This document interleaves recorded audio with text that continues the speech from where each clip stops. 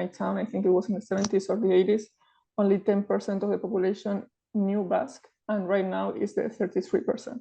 Yes. So it might seem little, but that's huge. It is. Yeah.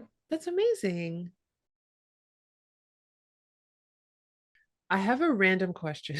Okay, go. And it's probably kind of silly, but I would imagine, like, you know, when you go to school and then you come home and you do your homework and you don't know what you're doing and you need help from your parents, and your parents can help you.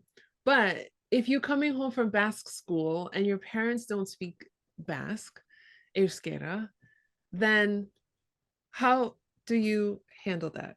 That's actually an amazing question, because that like sums up very graphically the sacrifice that so many parents have done so that their children could have Basque as their language. And so I know at some schools they have some sort of support class, like extracurricular, for parents that wanted to either learn Basque or for children who needed help, but their parents couldn't assist them. So we have those sort of things, but obviously those are resources that aren't available in our schools, or if parents work, they can't just go and take Basque classes after work because life is busy. Of course. I asked you that question, and then I realized I should not have used the word difficult. So I take that back. Have you noticed this attitude toward the language that learners have?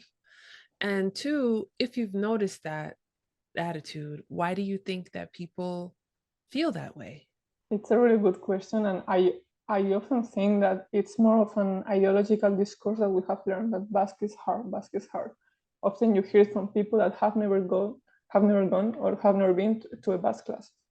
So it's an argument that annoys me. I'd love to talk about the dialectical changes across the region in the present day, or as they relate to history and historical context.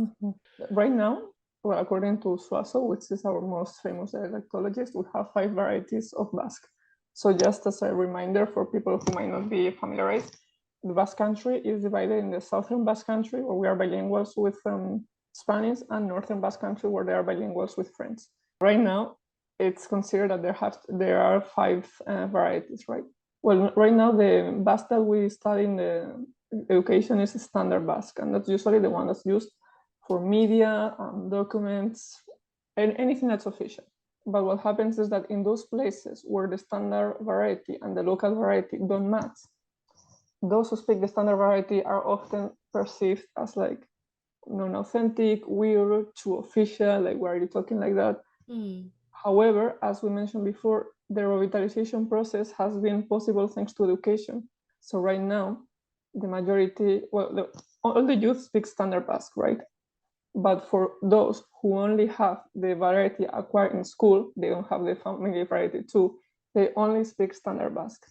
And this is a problem because it's associated with being a second language learner and hence non-native, not part of the community. Oh. At all these accounts, when they speak out the territory where Basque is spoken, they misuse the dialectological map. And that map is only the one made by Suazo. It's only locating the historical varieties in the map. But then all the south is blank, implying that we don't speak Basque there. Wrong.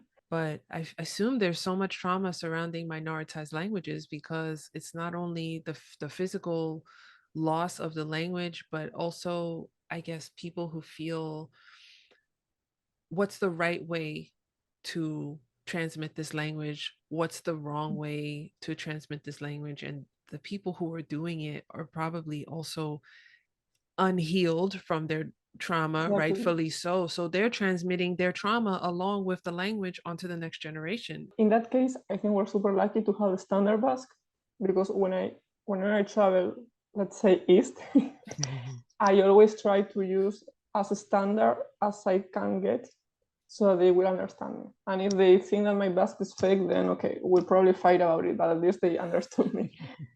For some reason, Florida was the center of what in the US is called high alai, what we call, pala, or all these sports that are Basque sports that are played against the wall.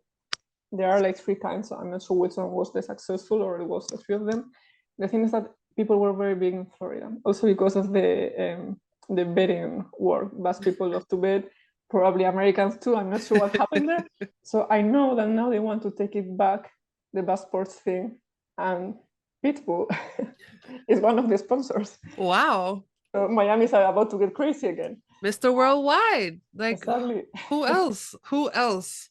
I understand. I feel like I understand why you have this passion for minoritized languages, because they need passionate people like yourself to open the door and open all of our eyes to understand what's, these things that are happening.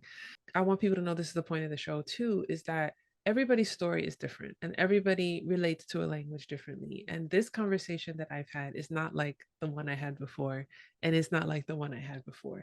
So I hope that people are taking each opportunity to learn a little bit more from different people and a little bit more about different people's stories in relation to the language. And I thank you for sharing yours.